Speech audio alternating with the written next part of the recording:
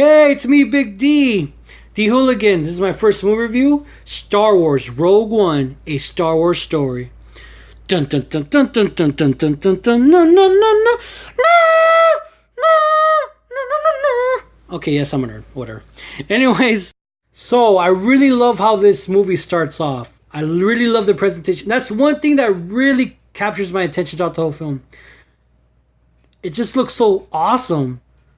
Like, everything looks so crisp. It looks like when they were, like, for example, filming the Death Star or the Imperial Destroyer in space. Like, they look like they used the old school models from the 70s. Like, they went back to that type of filming. That's the one thing I really appreciate about this film. The one thing about how the movie starts off, I liked how it's unpredictable. That's one thing I really liked. The one thing about The Force Awakens is I really hate how that movie is so predictable. You know what's gonna happen. I predicted basically the whole film. No, I wasn't one of those nerds. I read the spoilers and all this bullshit. No, I really loved how Rogue One's unpredictable. That's one thing I really liked. The one thing that bothers me about the film, the one thing that kind of bothered me throughout the film, is Felicity Jones. Okay. The main bitch of the whole entire shit, Jyn Erso. I just think she was very boring. Now, I'm not sure it's completely her fault. I'm not sure what work she's done before, but I thought she was very boring. Her character was very plain. I was really fearful of her.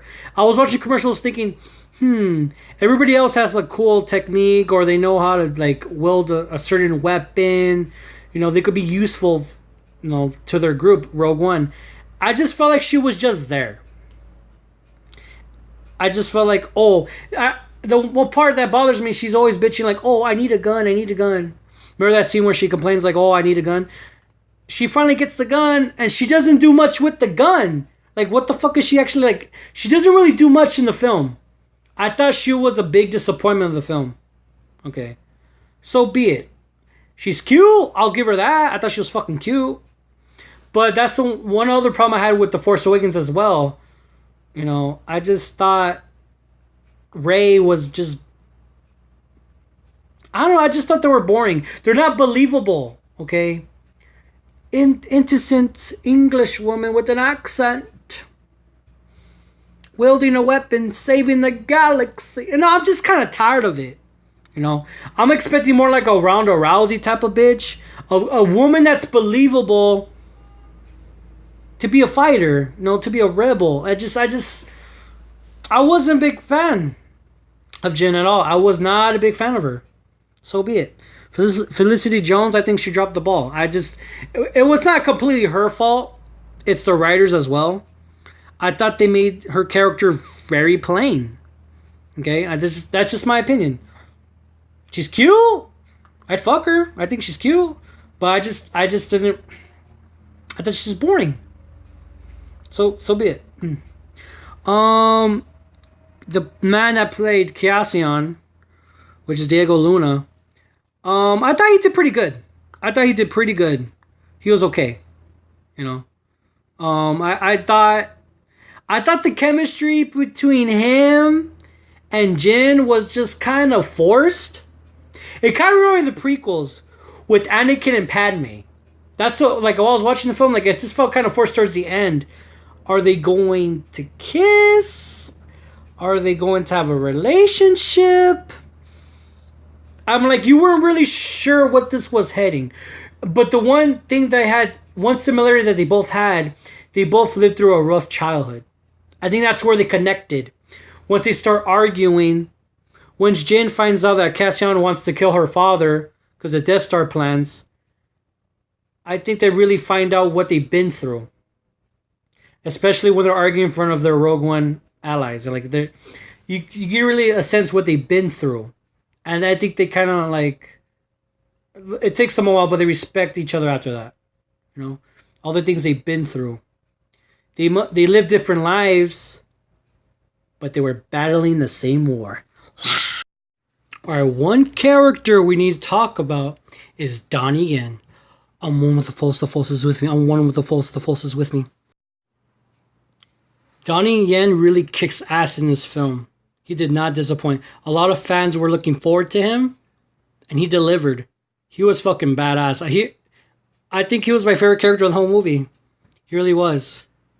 You know? Okay, you know how in the prequels, how George Lucas talking about the mighty chlorons? Well, Donnie Yen does a great job to get rid of all that bullshit. All that shit that fans hate about the mighty chlorons. He brought back all the things you love about the Force. All the wonder and the unknown. You know. Donnie Yen expresses the Force as faith.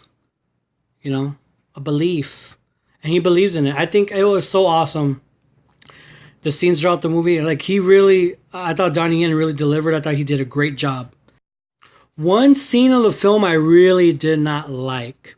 It's a part where the X-Wing pilot, some squid creature comes near him, and he wraps his technicals around his head, and he's supposed to read his thoughts. I thought that was so fucking stupid.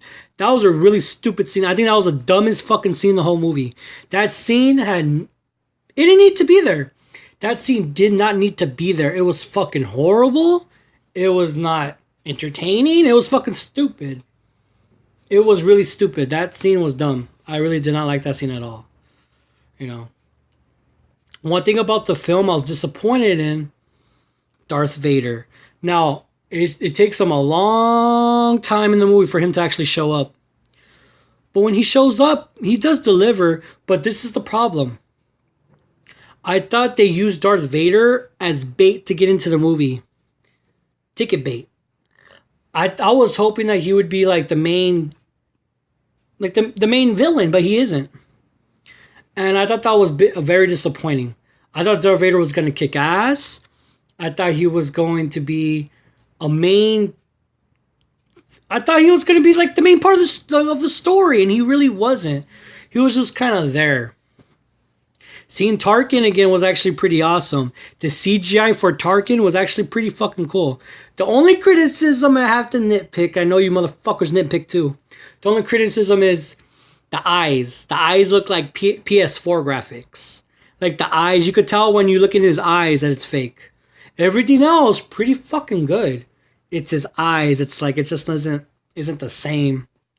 You could tell it's kind of fake, but I was fucking impressed. You know, I think to myself, should they use CGI for other Star Wars parts? God rest Carrie Fisher's soul. She passed away. I wonder maybe can they use Carrie Fisher as free CGI?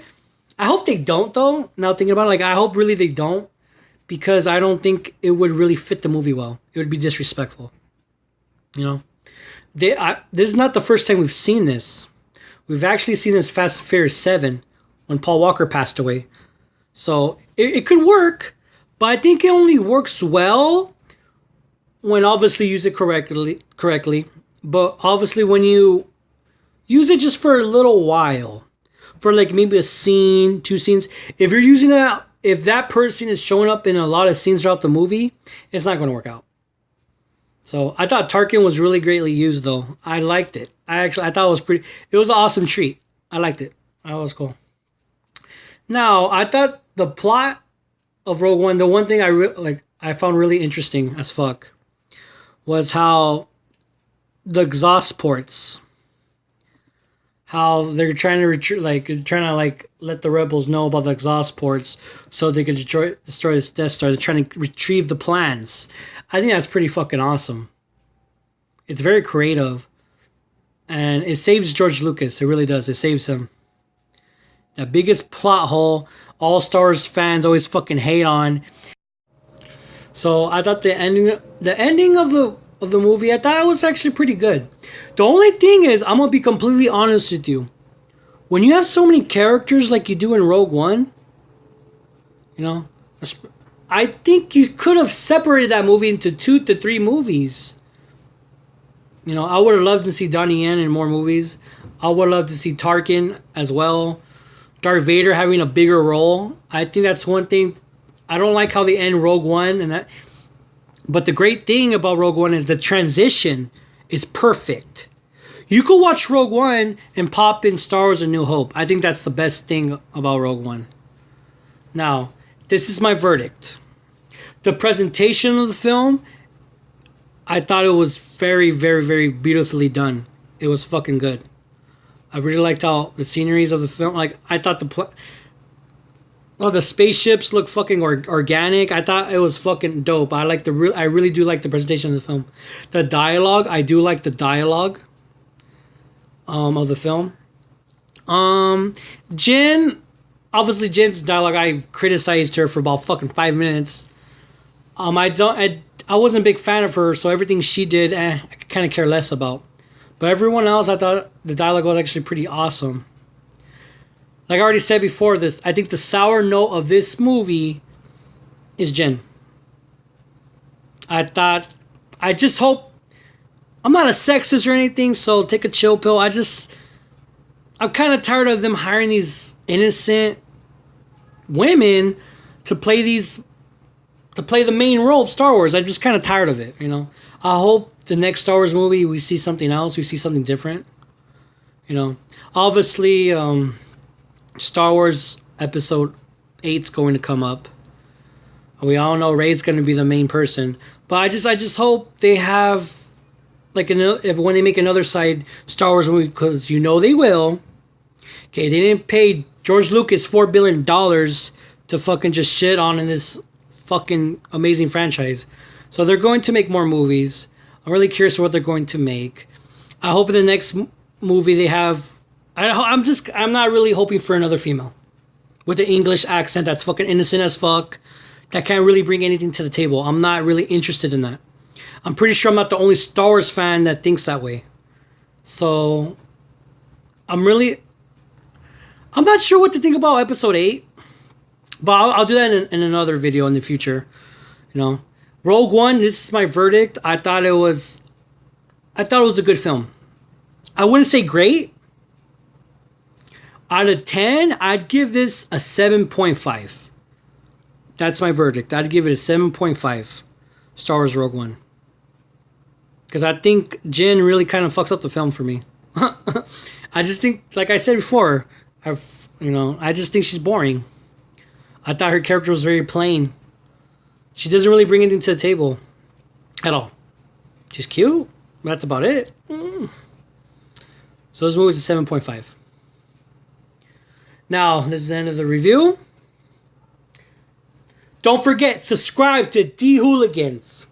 Peace out. May I have your attention, please? May I have your attention?